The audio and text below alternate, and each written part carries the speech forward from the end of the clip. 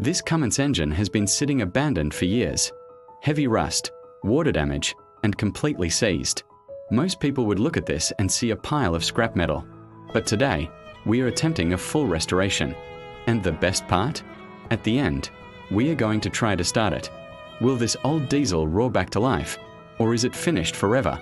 Let's find out. Just look at this thing. It isn't just dirty, it's severely corroded.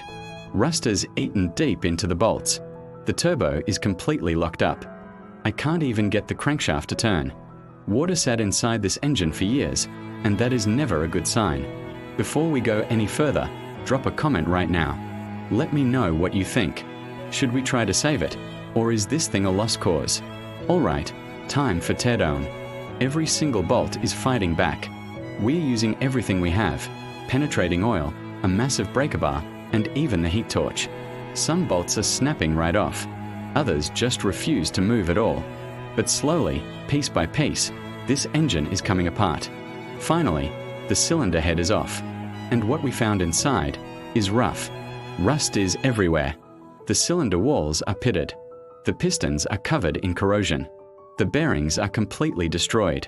Honestly, this is much worse than I expected. At this point, a lot of people would just quit. But we're going to keep going, because sometimes these old engines can surprise you. The block is heading into a chemical cleaning bath. We're going to hit it with rust remover, wire brushing, and some careful grinding. And slowly, bare metal is starting to show again. We are flushing all the oil passages and getting the critical surfaces resurfaced. What looked hopeless just a little while ago is starting to look like a rebuildable engine. Of course, some parts are just beyond saving. We've got new bearings, new piston rings, and a full set of fresh gaskets. The cylinder head was resurfaced, and all the valves were inspected. We are taking precision measurements of everything, because rebuilding an engine without measuring is just asking for catastrophic failure.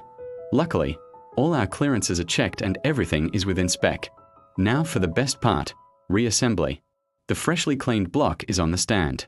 The crankshaft goes in first, followed by the pistons sliding back into their homes. And listen to that, smooth rotation. That is a very, very good sign. The cylinder head is torqued down in sequence, all new seals are installed, and the rebuilt turbo is mounted. From a rusted piece of scrap to a clean Cummins power plant, this engine finally looks alive again. Okay, the moment of truth. The engine is filled with fresh oil. The fuel system is primed. The battery is connected. There's just silence. Years of neglect all come down to this one moment. Before I turn the key, what do you think? Will it start on the first try? Or are we about to find some hidden damage that we missed?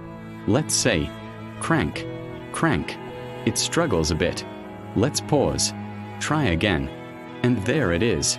That deep Cummins diesel rumble. Oil pressure is rising. I don't hear any knocking, and I don't see any leaks. From abandoned and rusted to fully running. That is the power of restoration. This engine was completely left for dead. But with precision, a lot of patience, and the proper techniques, we brought it back.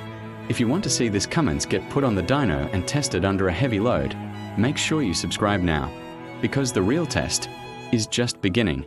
Thanks for watching.